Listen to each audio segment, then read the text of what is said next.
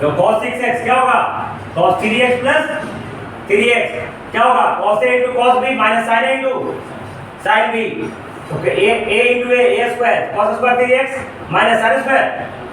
अब यहाँ से क्या लिखेंगे हम?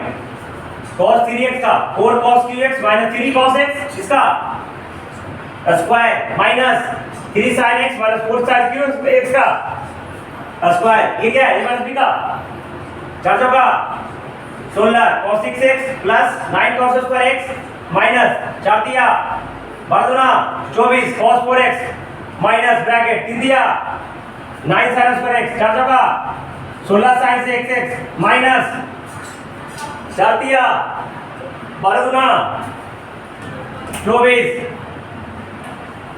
sin 4x। आगे बढ़ो 16 cos 6x plus 9 cos square x minus 24 cos 4x minus जल्दी बोलो 9 sin square x minus 16 sin 6x plus 24 sin 4x।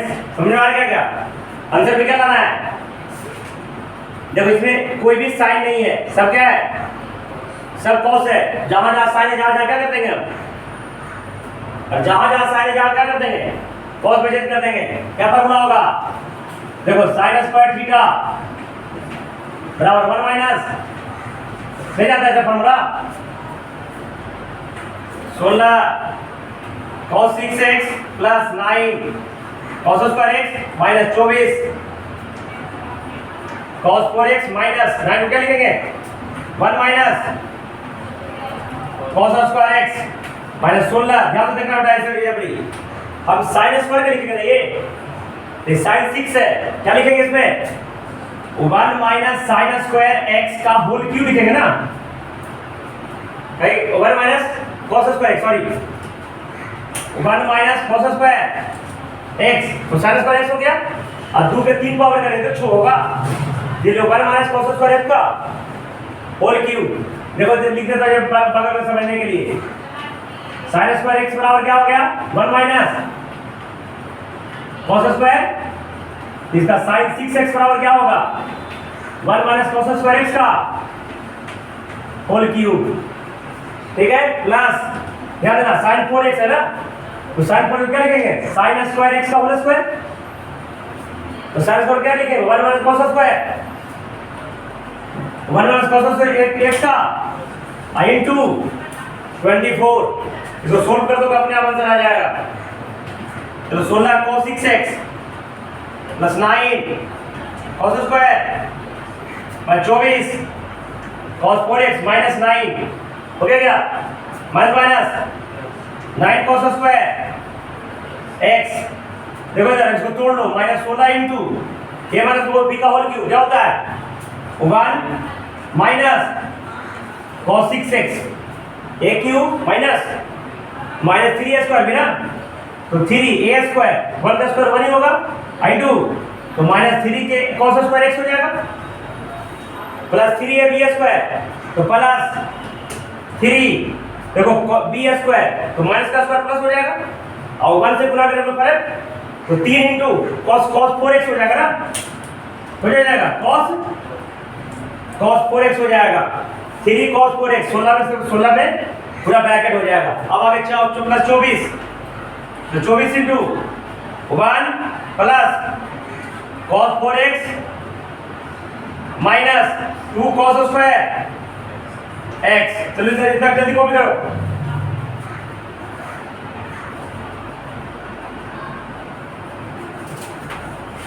देखो लास्ट में ट्रिक हो जाएगा यहाँ पे। ठीक है क्या है ये 16 cos 6x कितना है? 16 cos 6x plus 9 cos square x last में माइनस 24। ध्यान से देखना इसको 16 cos 6x plus 9 cos square x है ना माइनस 24 cos 4x माइनस 9। अभी सब cos क्या आ रहा है तो कोई चेंज नहीं करेंगे। क्या देखो प्लस क्या है 9 cos स्क्वायर 9 का स्क्वायर एक्स। देखो माइनस 16 गुना 1 माइनस 16 ना, माइनस 16 गुना 1 क्या होगा?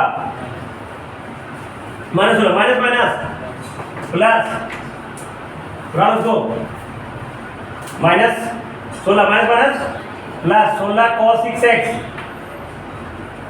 माइनस फिर माइनस सोच दिया 48 cos कितना हो जाएगा स्क्वायर x ना, समझ में आ रहा है? ये देखो माइनस गुने प्लस माइनस ना, सोच दिया 48 क्या हो जाएगा cos 4x। अभी देखो 24 गुने 1 24 24 गुने 24 cos square cos 4x 24 cos plus minus 48 cos square. अब उम्मीद है सब cos में आ गया। देखो 16 cos x इधर और 16 cos x एक और है 16 16 देखो 32 cos 6 हो गया, समझ में आ गया क्या? अब देखो 4 वाला खोलो कहाँ है माइनस cos 4x और कहाँ है यहाँ है, तो माइनस 24 cos पे प्लस 24 कैंसिल आउट हो जाएगा बेटा, कैंसिल आउट हो गया क्या? या देखो 48 cos 4 बच गया लगता है ना, तो माइनस 48 cos 4x कोई दिक्कत? अब जो cos 4 के बाद cos 3 तो है 3 नहीं है 3 नहीं है, अब स्क्वायर वाला खोलेंगे कहाँ है यहाँ है cos स्क्वायर और कहाँ है यहाँ है, दोनों प्लस है 9 9 18 हो जाएगा और कहीं है यहाँ 48 भी है 3 भी प्लस है बेटा है ना, 48 cos स्क्वायर याद देखो तो माइनस प्लस खत्म हो जाएगा, माइनस 40 प्लस 45 खत्म, तो no cos square no cos square x 18 cos square x बच जाएगा है। अब अंक है -9 -16 कितना हो जाएगा बेटा -25 ना और प्लस 24 है बेटा, तो माइनस देखो आंसर आता होगा ये लाने का है ना, देखो 32 cos 6x 48 cos 4x plus 18 cos square x -1 आज हम लोग समझ में आ गया क्या? इसे बड़ी भारी था जो नहीं बोला मैंने कोई जादू कर दिया, जो भी चीज है सामने जो है इसको पुट कर देना है और उसको स्टडी करना है, दिमाग में जब स्टडी करने के लिए कैसे बनेगा ये अंदर से पावर जो है जनरेट करना है इसको, जल्दी कॉपी करो उसको।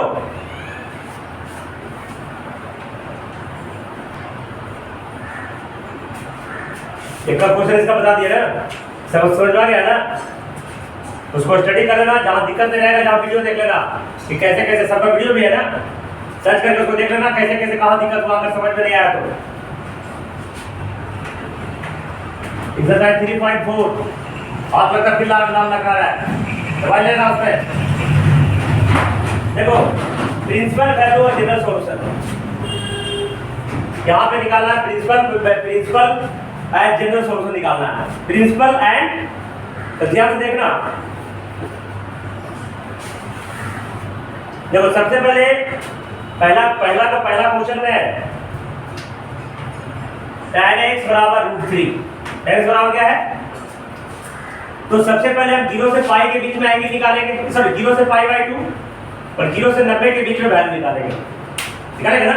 अब तुमको बताए थे कि फर्स्ट क्वाड्रेंट में प्रिंसिपल वैल्यू के लिए ये जो √3 है tan x का, tan √3 प्लस है माइनस, ये प्लस tan जो थीटा है ये x लिखो, ये tan थीटा लिख लो, यहाँ पे x भी डिनोट करता है एंगल को, थीटा भी डिनोट करता है एंगल को, तो x या थीटा लिखेंगे, तो ये जो थीटा है यहाँ पे पॉजिटिव है और ये रेशियो कौन सा है tan, किसमें पॉजिटिव होता है फर्स्ट में और थर्ड में है ना, फर्स्ट में और थर्ड में, तो जो फर्स्ट और थर्ड में दो वैल्यू पे पॉजिटिव आ रहा है तो कोई ना कोई प्रिंसिपल वैल्यू होगा, मुख्य मान होगा, नहीं समझा?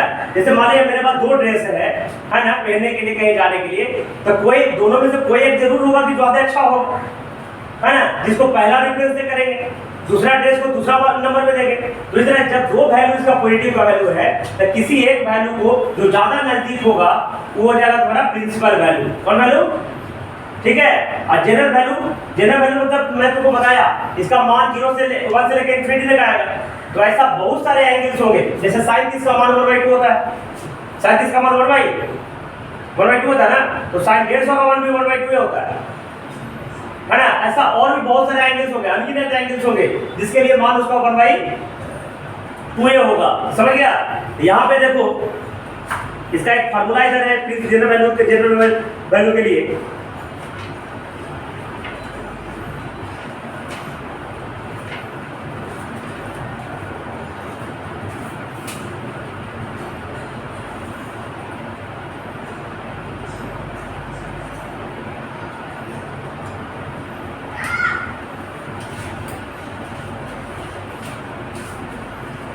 देखो इधर यहाँ साइड में लिख लो,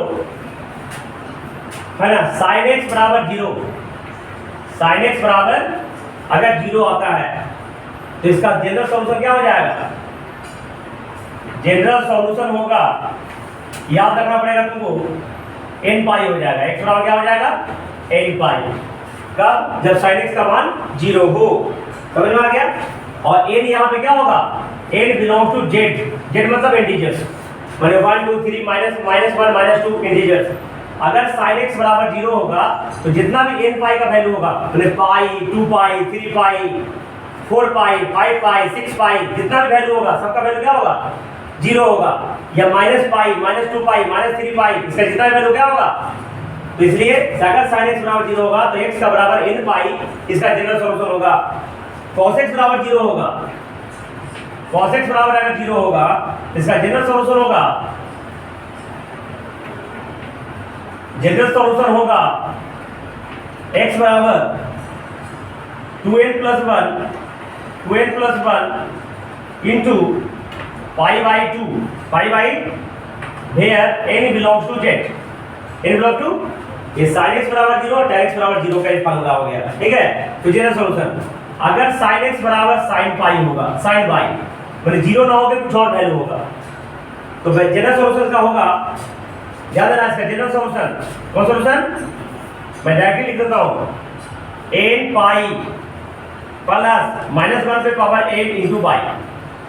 ठीक है? जहां n बिलोंग्स टू z।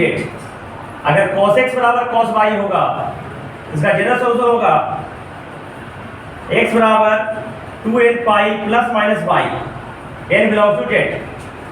और tan x बराबर tan पाई होगा, tan x बराबर tan y होगा, तो x बराबर n पाई plus y, n belongs to z।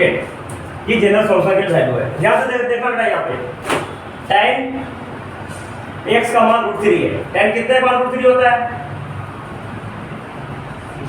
tan 60 का मान होता है। कहीं कोई दिक्कत?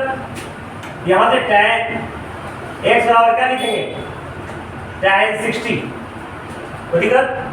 लेकिन अभी मैंने बताया कि ये जो tan x है दो चीज में पॉजिटिव होगा, फर्स्ट क्वाड्रेंट में और थर्ड क्वाड्रेंट में।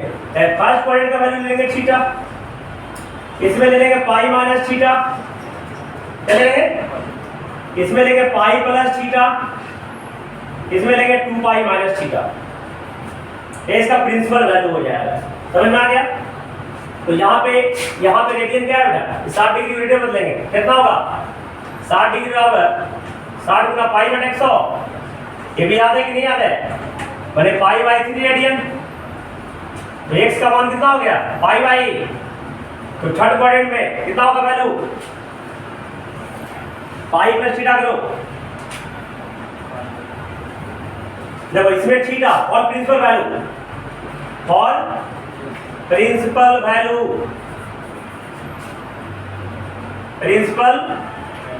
वैल्यू याद रहेगा। एक तो हो गया x का मान पाई बाई 3, और थर्ड क्वाड्रेंट में भी पॉइंट होता है ना, तो इन थर्ड क्वाड्रेंट समझना, एक हिसाब समझ में आ गया तो पूरा समझ में आ जाएगा।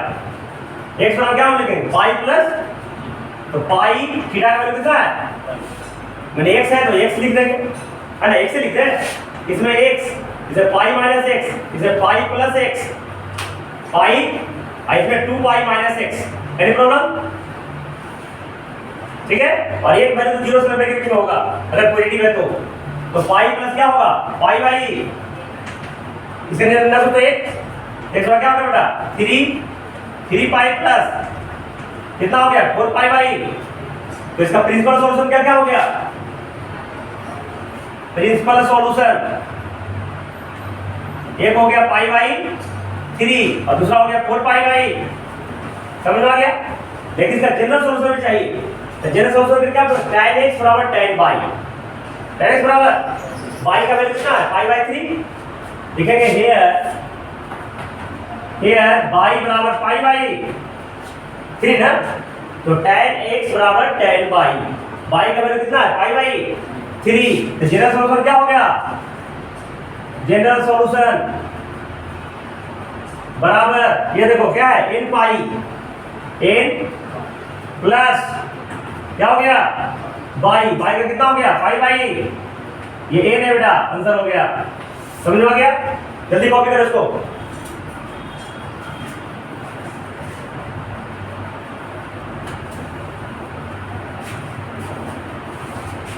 तो दूसरा क्या है sec x बराबर 2, दूसरा क्या है sec x बराबर 2।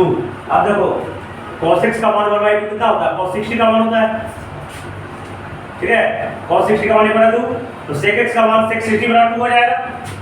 क्या लिखेंगे बेटा यहाँ sec x बराबर sec 60 डिग्री, कोई दिक्कत, sec 2 पॉजिटिव है, ये 2 पॉजिटिव है तो मैं बताया cos जो थीटा है फर्स्ट क्वाड्रेंट में पॉजिटिव होगा और फोर्थ क्वाड्रेंट में पॉजिटिव होगा, होगा नहीं होगा, समझ में आ गया।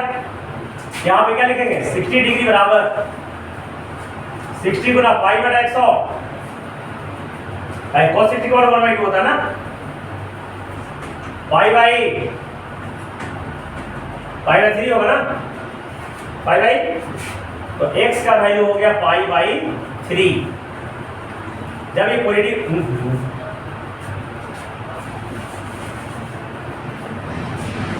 पाई बाई 3 जब होगा, जब ये फर्स्ट क्वाड्रेंट में होगा, कौन क्वाड्रेंट में, इन फर्स्ट क्वाड्रेंट में।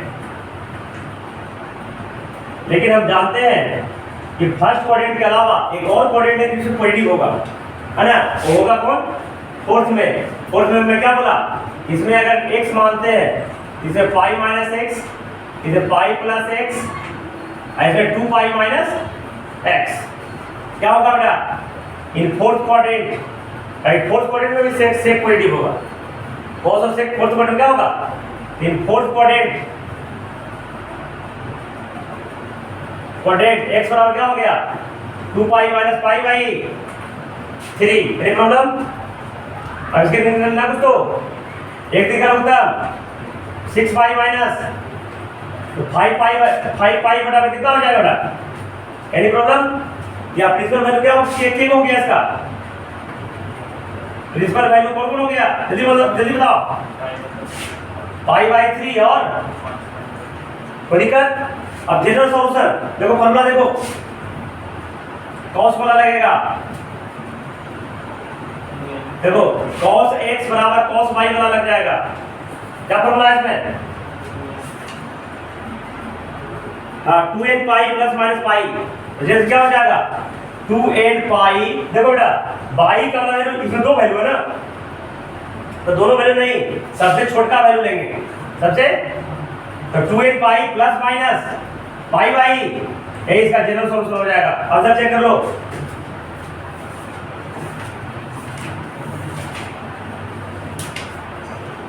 देखो 2n pi plus minus pi by 3, कोई दिक्कत, जनरल सॉल्यूशन पाई बाई 3 और 5 पाई बाई, समझ गया। यार बार बार लिखना पड़ेगा, ये क्या n बिलोंग्स टू z, यानी n जहां पे इंटीजर होगा, कोई दूसरा वैल्यू नहीं होगा, रेशनल नंबर नहीं होगा, इरेशनल नंबर नहीं होगा, जब भी होगा तो इंटीजर्स होगा।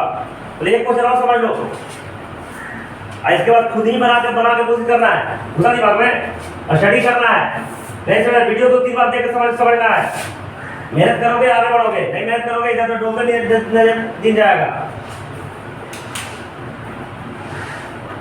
समय बीते जाएगा, समय का कोई लौट कर वापस नहीं आएगा, समझ गया ना। कौन समय में क्या करना है तुमको खुद सोचना है, कोई काम नहीं देगा फ्यूचर में। तो cot x का मान क्या है -√3, देखो इसको सब तो निगेटिव वैल्यू है, निगेटिव को पॉजिटिव कर वैल्यू निकालने के लिए मैंने तुमको बताया था, याद है, लिखेंगे इफ cot x का मान अगर -√3 का मॉड कर ले, √3 आ जाएगा, बनाने का तरीका है। तो cot x इफ इवन अगर तो कॉट देखो tan 60 का मान √3 होता है, tan 60 का मान √3 होता है, तो यहाँ पे जो √3 होगा cot 30 का मान होगा, कितना याद है? तो लिखेंगे यानी cot x का मान कितना हो जाएगा बेटा? cot 30 डिग्री है ना, इन कितना 0 से π/2, 0 से π/2 के लिए x का मान कितना आ गया? 30 गुना π/100 कितना हो गया बेटा? π/6 ना, है ना, कौन रेंज में? इन 0 to π/2। लेकिन ये तो पॉजिटिव के लिए है ना, लेकिन एक्चुअली कॉट क्या है? निगेटिव। कॉट किसमें निगेटिव होता है बेटा? सेकंड क्वाड्रेंट और फोर्थ क्वाड्रेंट। सेकंड क्वाड्रेंट और तो सेकंड क्वाड्रेंट में क्या मैंने बताया? Pi minus theta, pi minus देखो लिखा हो जाएगा पाई माइनस थीटा। तो प्रिंसिपल सॉल्यूशन क्या होगा? Principal solution pi minus theta का कितना है? Pi by. Any problem? क्या हो जाएगा? 6 लघुत्तम 6 पाई माइनस 5 पाई बाई 6। पहला सॉल्यूशन हो गया 5 पाई बाई। अच्छा फोर्थ क्वाड्रेंट में क्या लेने के लिए बोला था मैं? 2 पाई माइनस x। क्या हो जाएगा? ये तो गया तुम्हारा कौन? In second quadrant, in second quadrant. Third quadrant में जाएगा तो पॉजिटिव हो जाएगा, तो नेगेटिव को फोर्थ क्वाड्रेंट में होगा। इन फोर्थ क्वाड्रेंट कितना होगा? फोर्थ क्वाड्रेंट कितना हो जाएगा? 2 pi minus x, 2 pi minus 2 पाई x का वैल्यू कितना बेटा? पाई बाई 6, पाई बाई ने कुछ एक 6 लघुत्तम दूसरा का 12 पाई माइनस पाई 11 पाई बाई 6। तो प्रिंसिपल सॉल्यूशन कितना हो गया? एक हो गया 5 पाई बाई 6, दूसरा हो गया 11 पाई बाई 6। लिख दे जबरी प्रिंसिपल सॉल्यूशन कितना हो गया? 5 पाई बाई 6 और 11 पाई बाई 2 वैल्यू हो गया तुम्हारा। नेगेटिव के लिए बनाना इसी तरीका से है। अच्छा जनरल सॉल्यूशन ऊपर लिख देता हूं। जनरल सॉल्यूशन देखो ये कॉट का है बेटा, तो कॉट में tan वाला लगेगा, कोई जो लगेगा tan का क्या फॉर्मूला है? क्या है? n पाई प्लस बाई है ना, यहाँ पे जैसे होगा n पाई बाई की जगह कितना वैल्यू है? पाई बाई 6, तो n pi by plus pi by 6 इसका n belongs to z। Answer check कर लो, यही आएगा। चलो जल्दी कॉपी करो।